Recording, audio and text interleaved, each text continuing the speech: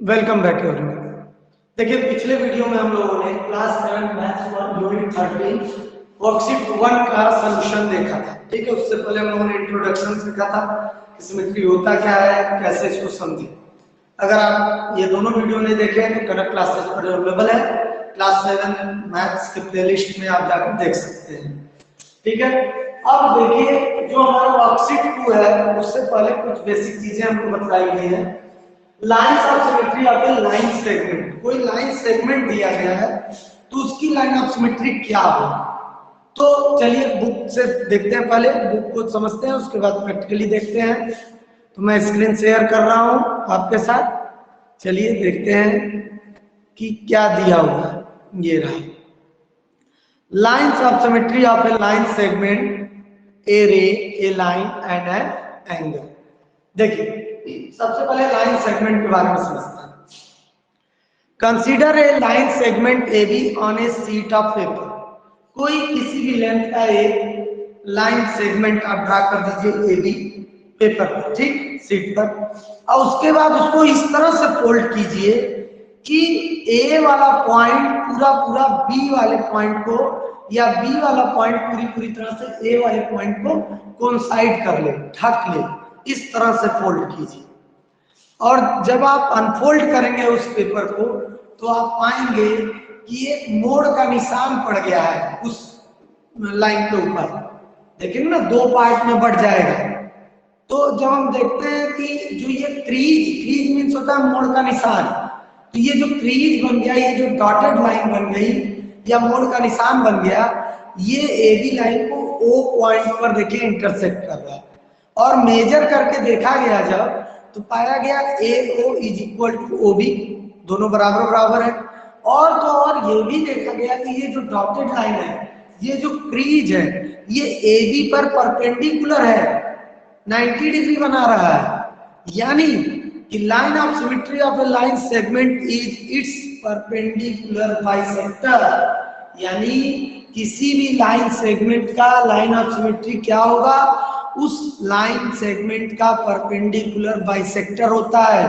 हमें याद रखना पड़ेगा, हो सकता है क्वेश्चन में पूछ दे कि लाइन सेगमेंट का लाइन ऑफ सिमेट्री क्या होता है, तो हम सीधे सीधे लिखेंगे the perpendicular bisector of line segment is the line of symmetry of that line segment. चलिए इसको जरा पेपर पर भी ड्रा करके देखते हैं, आप अपने से ट्राई कीजिए, मैं अपने से ट्राई कर रहा हूं, देखते हैं उसको हम लोग शो कर पाता हूं कि नहीं। मैं देखिए बहुत एक रफ पेपर मैंने लिया, इस रफ पेपर पर मैंने देखिए एक लाइन सेगमेंट ड्रा किया ए बी, ठीक है।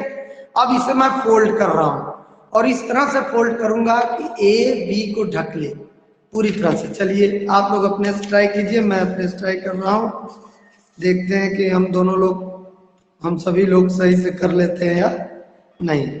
मैंने तो कर लिया भाई, आपने भी कर लिया तो कमेंट करके बताइए जल्दी।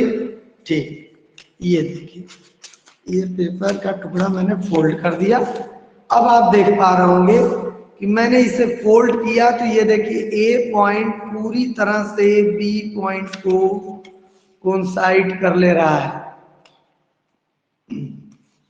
ये दोनों देखिए, ठीक है, इसमें दिख नहीं रहा है हल्का, आप समझिए, आप जब खुद करेंगे तो समझ में आ जाएगा आपको।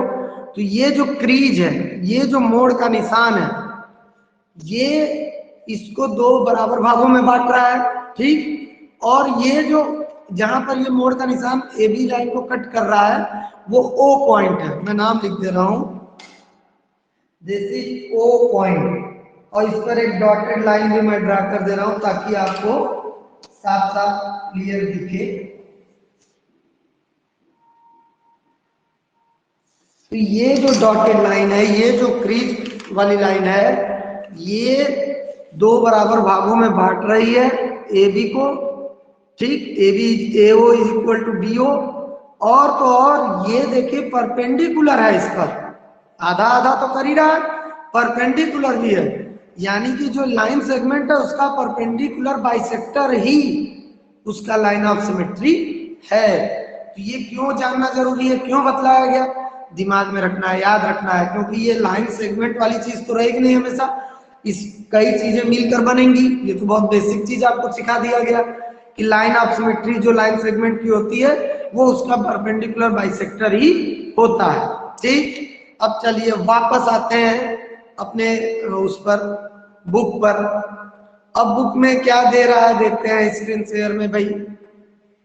बुक में नेक्स्ट हमारा है लाइन सेगमेंट का, तो हम लोग समझ चुके कि लाइन सेगमेंट का जो परपेंडिकुलर बाइसेक्टर होता है वही उसका लाइन ऑफ सिमेट्री होता है। अब आगे कह रहा है रे को कंसीडर करने के लिए। Now consider a ray A B. मान लीजिए ए बी एक रे है। Do you have any line of symmetry of the ray A B? अब देखिए रे ए बी में राइट साइड देखिए एरो लगा है, तो अगर उसको हम कहीं से फोल्ड भी कर दें तो बिल्कुल ओवरलैप तो नहीं कर पाएगा, यानी जो रे है उसका कोई भी लाइन ऑफ सिमेट्री नहीं हो सकता।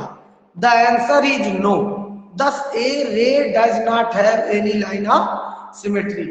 कोई रे लाइन ऑफ सिमेट्री नहीं रख सकता, किसी भी रे का लाइन ऑफ सिमेट्री नहीं होता है। तो याद रखिएगा लाइन सेगमेंट का लाइन ऑफ सिमेट्री उसका परपेंडिकुलर बाइसेक्टर होता है, रे का कोई भी line symmetry line of symmetry नहीं होता है। अब बात कर लेते हैं कंसीडर एन एंगल AOB। चलिए भाई AOB एक एंगल पेपर पर ड्रा कर लेते हैं किसी भी मेजर का। Fold it in such a manner that the रे OB कोइंसाइड विद रे AB। जो रे OB है वो रे OB पर कोइंसाइड हो जाए जब फोल्ड करें। तो अनफोल्ड करेंगे तो हमको फिर से एक बीच में मोड़ का निशान मिलेगा, डॉटेड लाइन OC मिलेगी जो कि लाइन ऑफ सिमेट्री होगी, और उससे हम जब मेजर करके देखेंगे तो AOC और BOC दोनों के दोनों एंगल आपस में इक्वल होंगे, यानी कि किसी भी एंगल का जो एंगल बाइसेक्टर होता है वही उसका लाइन ऑफ सिमेट्री होता है। देखिए नीचे दिया है, thus an angle is symmetric about the line which bisect this angle and the bisector of the angle is its line of symmetry या axis of symmetry। जैसे लाइन सेगमेंट में जो बीच का उसका परपेंडिकुलर बाइसेक्टर था वही लाइन ऑफ सिमेट्री था, उसी तरह जब एंगल की हम बात करते हैं तो एंगल में जो एंगल बाइसेक्टर है, यानी उस एंगल को जो आधा आधा बांट रहा है वो वाली line, that line will be the line of symmetry, अगर हम एंगल की बात कर रहे हैं। चलिए इसको भी जरा ड्रा करके देखते हैं पेपर पर। आप भी ट्राई कीजिए, मैं भी ट्राई करता हूं, देखते हैं कि सही बात कर रहा है कि गलत। यस, ये देखिए मैंने एक एंगल ड्रा किया। ठीक, इधर ध्यान मत दीजिए भाई, थोड़ा सा लंबी लाइन हो गई, रे को ध्यान दीजिए। ठीक, तो यह एक्स वाई जेड ये एंगल मैंने ड्रा किया। अब इस एंगल को हम इस तरह से फोल्ड करें कि जो एक्स वाई रे है वो वाई जेड रे को पूरी तरह से कोइंसाइड कर ले। तो चलिए फोल्ड करके देखते हैं, आप भी ट्राई कीजिए। ये देखिए इस एंगल को मैंने बिल्कुल फोल्ड इस तरह से किया कि ये वाली रे इस वाली रे को कोइंसाइड कर जाए, पूरी तरह से ढक जाए। ठीक, तो अब इस तरह से जब हमने इसे फोल्ड किया तो आप देख रहे हैं बीच में एक क्रीज पड़ गया, मोड़ का निशान देख पा रहे होंगे, ये मोड़ का निशान बीचों बीच। तो ये जो मोड़ का निशान है ये एंगल बाइसेक्टर है इस एंगल का, इस एंगल को दो बराबर भागों में बांट रहा है और यही इसका लाइन ऑफ सिमेट्री भी है। मैं इसको डॉटेड लाइन से इंडिकेट कर दे रहा हूँ ताकि साफ साफ अपीयर हो। ये देखिए अब ये ठीक से विजिबल हो रहा होगा। तो ये जो मोड़ वाला निशान था, क्रीज वाला निशान, उस पर मैंने एक डॉटेड लाइन बना दिया। ठीक, और ये डॉटेड लाइन इस एंगल को एक्स वाई जेड एंगल को दो बराबर एंगल में बांट रहा है। किसमें किसमें? एक्स वाई ओ और जेड वाई ओ।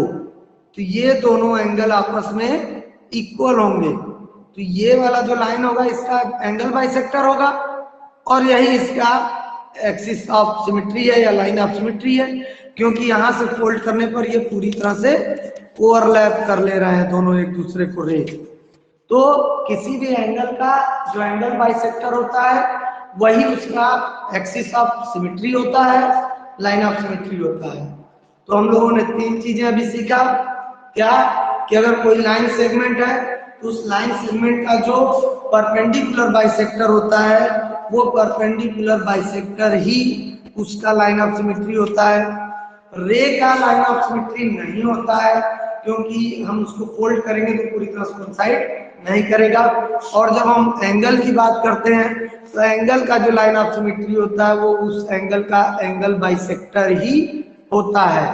ठीक है, यानी एंगल को 2 बराबर भागों में जो लाइन बांटती है that is the line of symmetry of an angle. ठीक, अब इसके बाद बारी आती है ट्रायंगल। देखिए ट्रायंगल में जो बुक में दिया पहले उसको ही देख लेते हैं कि वो क्या कहना चाहता है, उसके बाद फिर आपको पेपर के थ्रू समझाऊंगा। अब देखिए नेक्स्ट हमारा है lines of symmetry of A triangle. किसी ट्रायंगल की लाइन ऑफ सिमेट्री कितनी कितनी हो सकती है, क्वेश्चन ये बनता है। ठीक है, तो चलो भाई देख लेते हैं किसी एंगल मतलब ट्रायंगल की line of symmetry. Consider N isosceles triangle ABC with vertex A and 2 sides AB and AC as congruent। चलिए भाई AB और AC इक्वल है लेंथ में और आइसोसेलेस ट्रायंगल ये है। If you fold the triangle in such a manner that B coincides C, इस तरह से फोल्ड करिए इस ट्रायंगल को कि जो B वाला पॉइंट है C वाले पॉइंट को कोइंसाइड कर ले, ढक ले। Then unfold it. The fold will be along the dotted line as shown in figure। जिस तरह से डॉटेड लाइन दिखाई गई उसी तरह फोल्ड करने पर एक निशान पड़ जाएगा, मोड़ का क्रीज पड़ जाएगी। This dotted line is the angle bisector of angle A।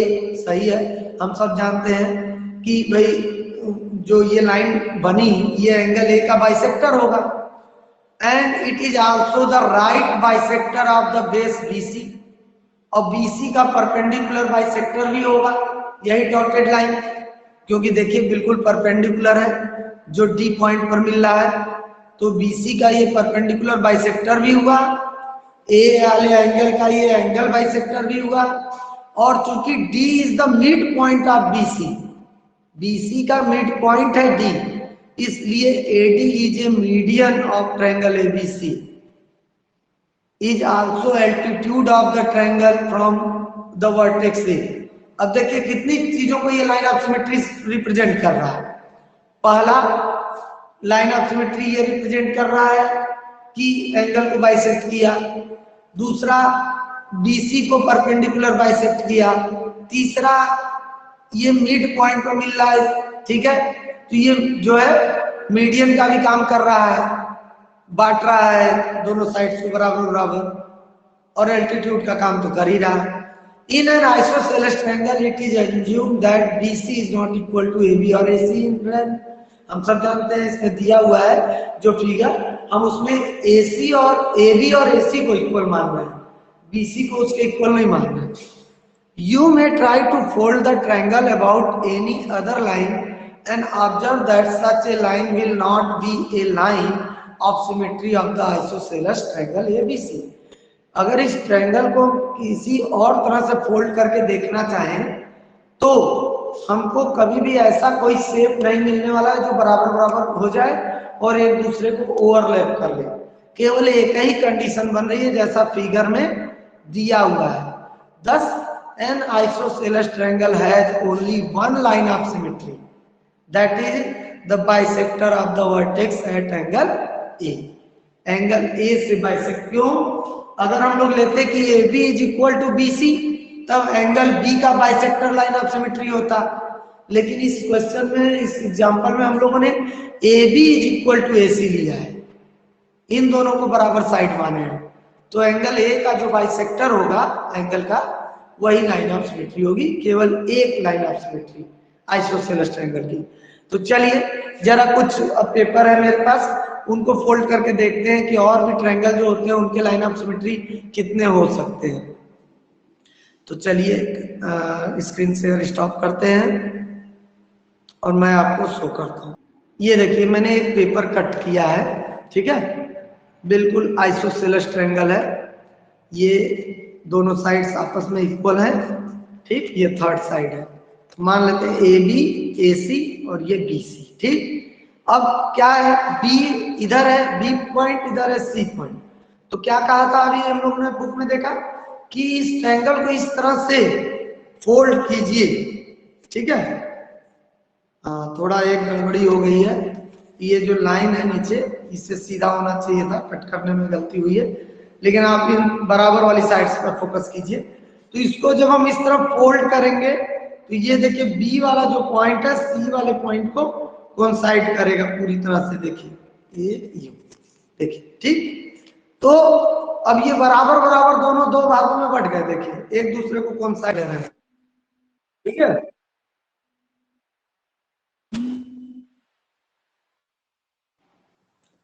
तो आप देख पा रहे होंगे कि इसमें केवल एक ही लाइन ऑफ सिमेट्री बन पा रही है, ये जो मोड बन गया है डॉटेड लाइन, ये इसी से बस फोल्ड करने पर ये बराबर बराबर ओवरलैप हो रहा। अगर हम किसी और एंगल से, अब ये देखिए इसका एंगल बाइसेक्टर भी है, ऊपर जो एंगल बन रहा है उसका बाइसेक्टर भी है, ठीक है। तो आइसोसेलेस ट्रायंगल का एक ही लाइन ऑफ सिमेट्री हो सकता है। अब इसको अगर हम किसी और कॉर्नर से फोल्ड करने की कोशिश करें इधर से, तो आप देख पा रहे होंगे कि ये पूरी तरह से ओवरलैप नहीं होगा। मैं शो करता हूं, ये देखिए ये पूरी तरह से ओवरलैप नहीं हो पाएगा, इतना बच ही जा रहा है, ठीक है। तो ये लाइन ऑफ सिमेट्री का एग्जाम, मतलब आइसोसेलेस ट्रायंगल में केवल एक ही लाइन ऑफ सिमेट्री बन सकती है। आइसोसेलेस ट्रायंगल का ये था, ये इक्विलैटरल का था, सॉरी, ये जो मैंने शो किया था पहला, ये आइसोसेलेस ट्रायंगल का था एग्जांपल, कि इसमें केवल एक ही लाइन ऑफ सिमेट्री हो सकती है, जिसको अगर फोल्ड करें उस पॉइंट से, उस लाइन से, तो ये पूरी तरह से ओवरलैप कर लिया।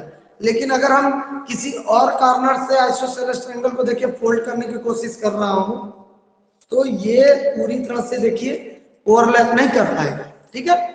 तो आइसोसेलेस ट्रायंगल का केवल और केवल एक ही लाइन ऑफ सिमेट्री हो सकता है। अब अगर हम इक्विलैटरल ट्रायंगल लें, कोई इक्विलैटरल ट्रायंगल जिसकी तीनों साइड्स आपस में इक्वल हो, तो जब तीनों साइड्स आपस में इक्वल होंगी तो देखिए उसकी कितनी लाइन ऑफ सिमेट्री हो सकती है। ये मैंने पहला फोल्ड किया इस तरह, ये देखिए पूरी तरह से ओवरलैप कर लिया, यानी एक लाइन ऑफ सिमेट्री। अब दूसरे कॉर्नर से अगर मैं फोल्ड करूं, इधर से देखिए फोल्ड कर रहा हूं, तो ये भी पूरी तरह से ओवरलैप कर लिया, देख रहे हैं। और एक कॉर्नर और बच गया, ये इधर से भी फोल्ड करके आपको शो कर देता हूं भाई, ये बिल्कुल, यानी इस साइड से भी पूरी तरह से ओवरलैप कर लिया। तो जो इक्विलैटरल ट्रायंगल होते हैं जिसके तीनों जो है क्या हो, साइड्स इक्वल हो, तो ऐसे इक्विलैटरल ट्रायंगल के तीन लाइन ऑफ सिमेट्री हो सकती है। मतलब सबके वर्टेक्स से उसके मिड पॉइंट को मिलाया, तो ये लाइन ऑफ सिमेट्री को रिप्रेजेंट कर रहा है। इक्विलैटरल ट्रायंगल में तीन लाइन ऑफ सिमेट्री हो सकती है। आइसोसेलेस ट्रायंगल में केवल सिमेट्री हो सकती है। ये दिमाग में रखिए, हमारे एक्सरसाइज में इसकी जरूरत है। और उसके बाद स्केलिंग ट्रायंगल कोई भी अलग अलग लेंथ साइड का है, तो उसमें तो कोई भी जो है लाइन ऑफ सिमेट्री नहीं बनेगी। जैसे ये देखिए एक स्केलिंग ट्रायंगल है, अब इसको हम कहीं से भी फोल्ड कर दें, किसी भी एंगल को बाइसेक्ट करते हुए, ठीक है, तीनों में से, तो ये देखिए पूरी तरह से ओवरलैप नहीं किया, इतना बच जाएगा। उसके बाद अगर मैं दूसरा कॉर्नर लूं, तो ये देखिए दूसरे कॉर्नर से भी फोल्ड करने पर हमें ये पूरी तरह से ओवरलैप नहीं कर पा रहा, इतना बच गया। अभी एक कॉर्नर और बच गया, ये इसको भी फोल्ड करके आपको शो कर देता हूं, देखिए, तो भी पूरी तरह से ओवरलैप नहीं किया। यानी स्केलिंग ट्रायंगल में कोई लाइन ऑफ सिमेट्री नहीं मिलती है। आइसोसेलेस ट्रायंगल में एक लाइन ऑफ सिमेट्री होती है, और इक्विलैटरल ट्रायंगल में कितनी जो कितनी लाइन ऑफ सिमेट्री, 3। एक चीज और जान लेते हैं, क्वेश्चन आगे आपको वर्कशीट में भी दिया है, कि क्या राइट एंगल में कोई लाइन ऑफ सिमेट्री ड्रा कर सकते हैं, तो ऐसा पॉसिबल केवल राइट एंगल आइसोसेलेस ट्रायंगल में ही पॉसिबल है। ठीक है, राइट एंगल आइसोसेलेस ट्रायंगल में ही पॉसिबल है कि एक लाइन ऑफ सिमेट्री दी जाए। बाकी अगर केवल राइट एंगल है तो पॉसिबल नहीं, वो राइट एंगल आइसोसेलेस ट्रायंगल होना चाहिए, यानी उसकी ये दोनों साइड्स आपस में इक्वल होनी चाहिए, तब इस एंगल का जो एंगल बाइसेक्टर होगा ये लाइन ऑफ सिमेट्री का काम करेगा। इसको हम जब ऐसे फोल्ड करेंगे तो ये पूरी तरह से ओवरलैप कर लेगा। तो ये हमारे वर्कशीट 2 में इस पर बेस्ड क्वेश्चन है। चलिए वर्कशीट 2 देखते हैं। चलिए बुक में देखते हैं वर्कशीट 2 का फर्स्ट क्वेश्चन क्या है। I am sharing the book. चलिए देखिए, ये रहा फर्स्ट क्वेश्चन वर्कशीट 2 का। Find the line of symmetry of any 3 line segment on different sheets of paper. तो अभी आपको पेपर पर ड्रा करके लाइन सेगमेंट कैसे ड्रा करते हैं, लाइन सेगमेंट का लाइन ऑफ सिमेट्री आपको बतलाया गया है। आप उस तरह से 3 लाइन सेगमेंट ड्रा करेंगे, ठीक है, एक पेपर शीट पर, और फिर उसको अपनी कॉपी में पेस्ट करिए। ओके, क्वेश्चन 2 देखिए। Check if the dotted lines are the line of symmetry of the given line segment. जरा कमेंट करके बतलाइए तो कि जो ये फर्स्ट फिगर है पी और क्यू लाइन सेगमेंट दी गई है पी क्यू, उसके बीच में ये जो डॉटेड लाइन है क्या इसकी लाइन ऑफ सिमेट्री ये होगी? अगर है तो यस टाइप कीजिए, नहीं है तो नो टाइप कीजिए। देखिए कितना समझ चुके हैं आप। हाँ वेरी गुड, देखिए सही जवाब आना शुरू हो गया। नहीं है ये लाइन ऑफ सिमेट्री। क्यों? क्योंकि अगर इस डॉटेड लाइन पर से हम फोल्ड करें इस लाइन सेगमेंट को तो पी क्यू को कोइंसाइड नहीं करेगा, ढकेगा नहीं, और जब नहीं ढकेगा इसका मतलब ये लाइन ऑफ सिमेट्री नहीं हुई। सेकंड वाले में बतलाइए, एक्स वाई दिया हुआ है तो ये डॉटेड लाइन इसकी लाइन ऑफ सिमेट्री होगी कि नहीं? जल्दी से बतलाइए भाई। हाँ बहुत अच्छे, very good, yes yes yes, कई लोगों का आंसर बहुत अच्छे। ये देखिए एक्स और वाई के बीच में ये जो डॉटेड लाइन है, अगर इसको हम डॉटेड लाइन पर से फोल्ड करते हैं इस लाइन सेगमेंट को तो पूरा पूरा जो एक्स है वाई पर कोइंसाइड कर लेगा, पूरा ढक लेगा एक्स जो है वाई को। तो यानी ये वाली जो डॉटेड लाइन है इसकी लाइन सेगमेंट की लाइन ऑफ सिमेट्री होगी। क्वेश्चन 3 देखिए। Lines L and N are the line of symmetry of the line X Y Y Z respectively. 2 line segment है, एक एक्स वाई है एक वाई जेड है, जो दोनों ज्वाइन है पॉइंट वाई पर, और एल और एम ये dotted line line of symmetry को रिप्रेजेंट कर रहे हैं। ठीक, अब इसमें दिया है कि ए एक्स, जो एक्स ए है, यहां देखिए ए से एक्स तक ये 3 सेंटीमीटर है। अरे भाई तो किसी भी लाइन सेगमेंट का जो लाइन ऑफ सिमेट्री होता है वो उसका परपेंडिकुलर बाइसेक्टर होता है, यानी ये जो एल लाइन है एक्स वाई लाइन को बाइसेक्ट कर रही होगी। तो जब एक्स ए 3 सेंटीमीटर है तो ए वाई भी 3 सेंटीमीटर होगा। साफ साफ समझ में आ रहा है? तो ए वाई पूछा है क्वेश्चन में, फाइंड ए वाई, तो हम लिखेंगे A Y is equal to 3 centimetre. अब आगे दिया Y Z is equal to 8 centimetre, Y से जेड तक 8 सेंटीमीटर है। देखिए तो इस लाइन सेगमेंट को भी तो जो लाइन डॉटेड लाइन एम है वो परपेंडिकुलर बाइसेक्टर है इसका, क्योंकि लाइन ऑफ सिमेट्री क्या होती है किसी लाइन सेगमेंट की, उसका परपेंडिकुलर बाइसेक्टर। तो वाई जेड 8 है तो इसको 2 बराबर भागों में बांट रहा है एम डॉटेड लाइन, यानी Y B is equal to 4 centimetre और B Z is equal to 4 centimetre. तो देखिए वाई बी पूछा है, हमने वाई बी बता दिया, Y B is equal to 4 centimetre. और अब एक्स जेड पूछ रहा है, पूरा का पूरा एक्स से लेके जेड तक की लेंथ। तो अब देख लीजिए वाई जेड 8 दिया हुआ है 8 सेंटीमीटर, एक्स वाई कितना हो जाएगा, ए एक्स था 3, ए वाई हमने पता किया 3, 3 3 6 और plus 8, total X Z is equal to 14 centimetre. चलिए इसको जरा सा बोर्ड पर भी ट्राई करके देख लेते हैं। मैं बोर्ड शो कर रहा हूं स्क्रीन से हटाकर। यस देखिए क्वेश्चन में यही दिया था ना। तो अब ये जो एल है हमारा एक्स वाई का, लाइन ऑफ सिमेट्री है, तो किसी भी लाइन सेगमेंट का लाइन ऑफ सिमेट्री उसका परपेंडिकुलर बाइसेक्टर होता है। तो दिया है X A equal to 3 centimetre, यहां से यहां तक, तो ये 3 सेंटीमीटर है और ये लाइन परपेंडिकुलर बाइसेक्टर है, यानी इसको और इसको बराबर भाग में बांट रही है। तो यहां से यहां भी क्या होगा, 3 सेंटीमीटर होगा, यानी हमारा ए वाई इज इक्वल टू क्या हो गया, 3 सेंटीमीटर। अब नेक्स्ट पार्ट में क्या करा क्वेश्चन में कि वाई जेड यहां से लेके यहां तक, यहां से लेके यहां तक 8 सेंटीमीटर है, ठीक। अब 8 सेंटीमीटर यहां से यहां तक है, कह रहा है कि एन जो है इस लाइन वाई जेड का लाइन ऑफ सिमेट्री, तो ये भी इसका परपेंडिकुलर बाइसेक्टर होगा, यानी वाई जेड को ये लाइन दो बराबर भागों में बांट रही होगी, बी जेड और वाई डी बराबर होंगे, तो यानी 8 सेंटीमीटर है, तो ये यहां से यहां तक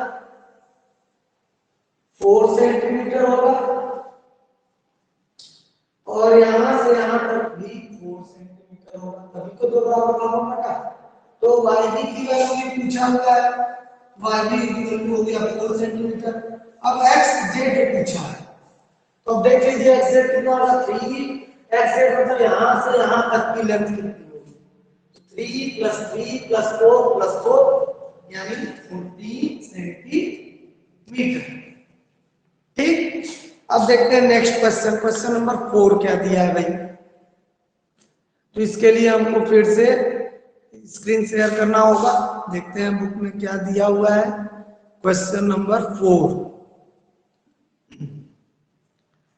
यस क्वेश्चन नंबर 4 है, find the line of symmetry of the following angles on different sheets of paper. अलग अलग पेपर पर इन एंगल्स का एंगल बाइसेक्टर हमको पता करना है। चलिए अब कैमरे पर आते हैं वापस। मैंने देखिए कुछ एंगल बना के उसे कट कर लिया, पेपर पर बनाया लेकिन कट भी कर लिया हूं, क्योंकि न्यूज पेपर पर बनाया है इसलिए हो सकता है थोड़ा सा ध्यान दीजिएगा आप लोग। ये मैंने पेपर पर अच्छा ड्रा कर लिया ताकि आपको साफ साफ दिखे। तो 60 डिग्री का एंगल हमने ड्रा कर लिया, ठीक है। अब ये आप चाहे तो प्रोट्रैक्टर के थ्रू ड्रा कर लीजिए या फिर कंपास और स्केल के थ्रू, क्योंकि आपको दोनों तरह से पता है, आपको सिखाया जा चुका है कंस्ट्रक्शन में। अब इसका लाइन ऑफ सिमेट्री हमको ड्रा करना है, ठीक है। तो अब इसको बीच में से हम कुछ इस तरह से फोल्ड करें कि ये जो एक्स वाई रे है वो वाई जेड रे को पूरी तरह से कोइंसाइड कर ले। चलिए इसे फोल्ड करते हैं, आप भी ट्राई कीजिए, आप लोग भी फोल्ड कीजिए, देखते हैं होता है कि नहीं। ये देखिए मैंने बिल्कुल बीच से इसको फोल्ड कर दिया। अब ये देख रहे होंगे आप, एक निशान पड़ गया, देख रहे हैं ये क्रीज, तो ये जो मोड़ का निशान बना यही तो लाइन ऑफ सिमेट्री होगी। किसी भी एंगल का लाइन ऑफ सिमेट्री क्या होता है, एंगल बाइसेक्टर। ये जो लाइन बन रही है इस पर हम डॉटेड लाइन ड्रा कर देंगे, तो ये इस एंगल को एक्स वाई जेड को 2 इक्वल पार्ट्स में बांट रहा है, that is the line of symmetry. इसे डॉटेड लाइन ड्रा करके देख लेते हैं। तो ये देखिए ये हो गया, डॉटेड लाइन ड्रा कर दिया हमने, that is the line of symmetry of this angle. इसी तरह एंगल 150 ड्रा करना है, तो मैंने देखिए 150 का एक एंगल ड्रा किया है। अब इसको हमको बीच में से इस तरह से फोल्ड करना है कि ये एक दूसरे को कोइंसाइड कर लें, ये दोनों रे ए बी और बी सी। चलिए इसको फोल्ड करके देखते हैं। ये देखिए मैंने इसे फोल्ड कर दिया, फोल्ड कर दिया। अब ये देखिए ये जो मोड़ का निशान, ये जो क्रीज है, that is the line of axis, line of symmetry, sorry इस एंगल का, ठीक है। अगर इसको मेजर करके देखें, यहाँ डॉटेड लाइन हम ड्रा कर दें तो वही लाइन ऑफ सिमेट्री होगी।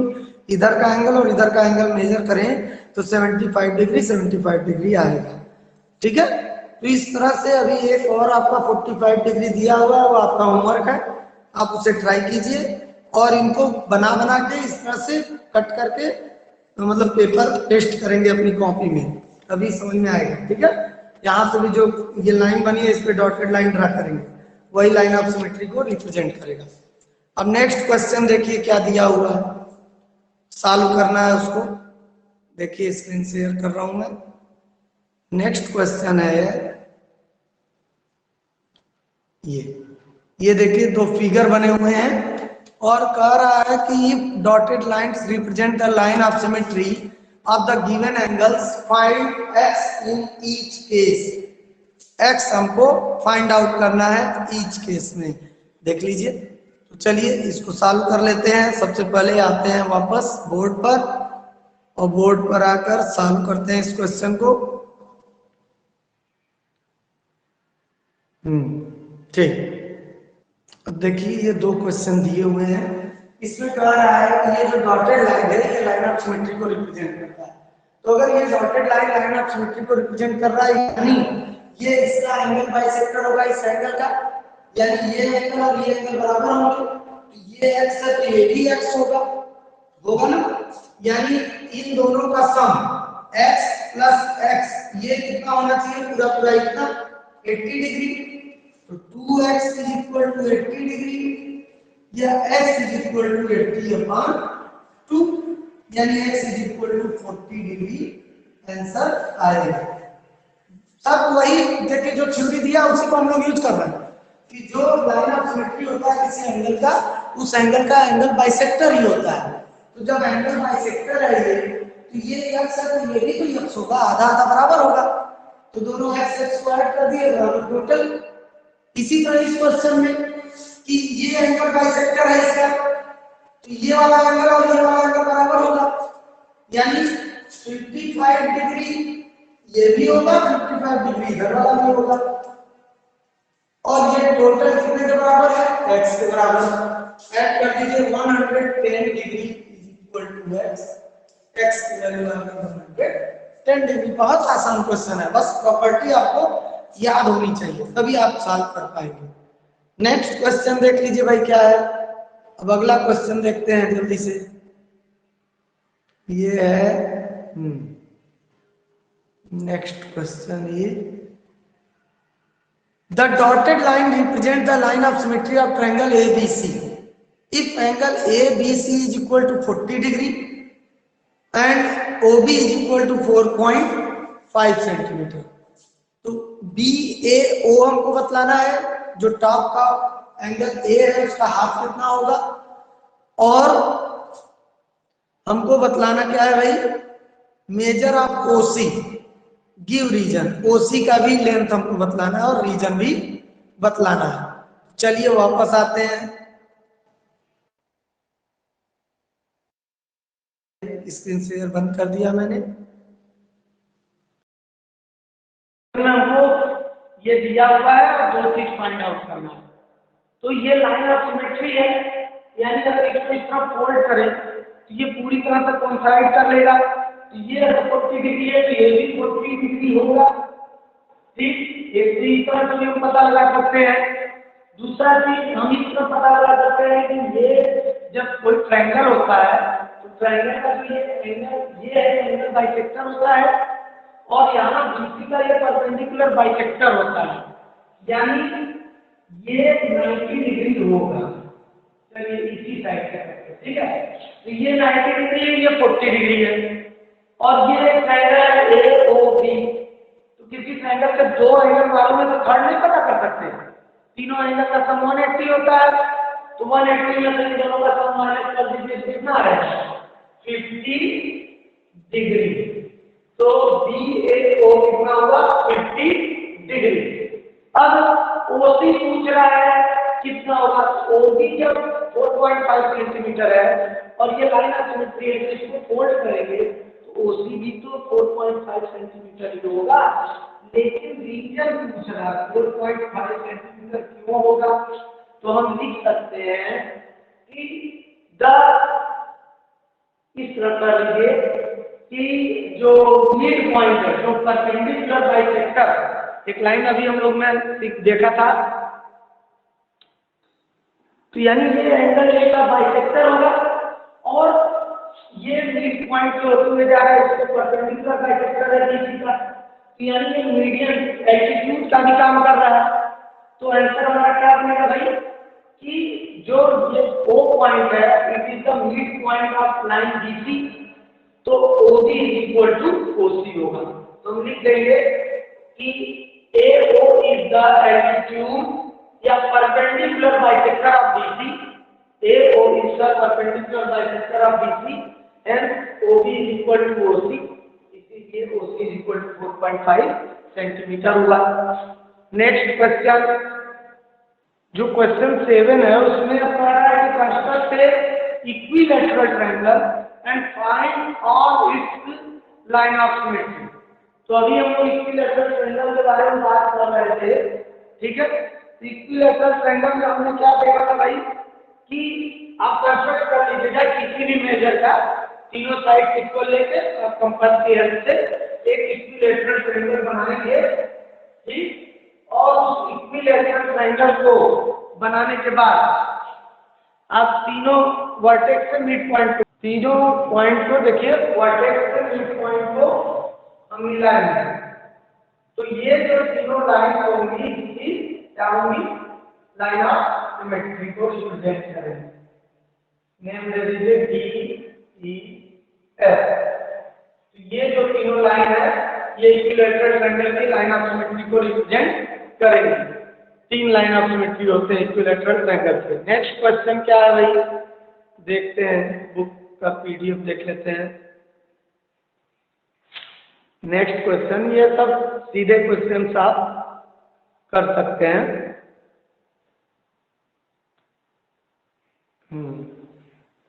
नेक्स्ट क्वेश्चन दिया है, will A scalene triangle have any line of symmetry. तो अभी मैंने आप लोगों को दिखाया था पेपर को फोल्ड करके भी कि स्केलेन ट्रायंगल का कोई भी लाइन ऑफ सिमेट्री नहीं होता है। क्वेश्चन 8 का आंसर है नो। 9 क्वेश्चन 9 है, what under what circumstances will A right angle triangle have a line of symmetry. तो इसके बारे में भी अभी आप लोगों को एक्सप्लेन किया था जब ट्रायंगल बता रहा था, पेपर फोल्ड करके समझा रहा था फिगर बना के। तो मैंने बताया कि राइट एंगल ट्रायंगल अगर आइसोसेलेस राइट एंगल ट्रायंगल है, राइट एंगल आइसोसेलेस ट्रायंगल है, तब तो एक लाइन ऑफ सिमेट्री पॉसिबल है, और नहीं तो ऐसे राइट एंगल में पॉसिबल नहीं है। वो आइसोसेलेस होना चाहिए, उसका बेस और हाइट आपस में इक्वल होना चाहिए, तभी एक लाइन ऑफ सिमेट्री मिलेगी। और question 10, can a right angle triangle have more than one line of symmetry under any circumstances. तो नो, एक ही लाइन ऑफ सिमेट्री हो सकती है, वो भी किस केस में, जब राइट एंगल आइसोसेलेस ट्रायंगल होगा तभी, नहीं तो उसमें लाइन ऑफ सिमेट्री नहीं मिलेगी, केवल एक केस में मिलेगी। तो इस तरह से ये पूरा वर्कशीट 2 का सॉल्यूशन कंप्लीट हो चुका है और उम्मीद करता हूँ कि आपको समझ में भी आ गया होगा। तो अगर वीडियो अच्छा लगा तो जरूर लाइक करें, शेयर करें, कमेंट करें, और कमेंट जरूर किया करें ताकि पता चले कि हम सही काम कर रहे हैं या अच्छे से पढ़ा ले रहे हैं या नहीं।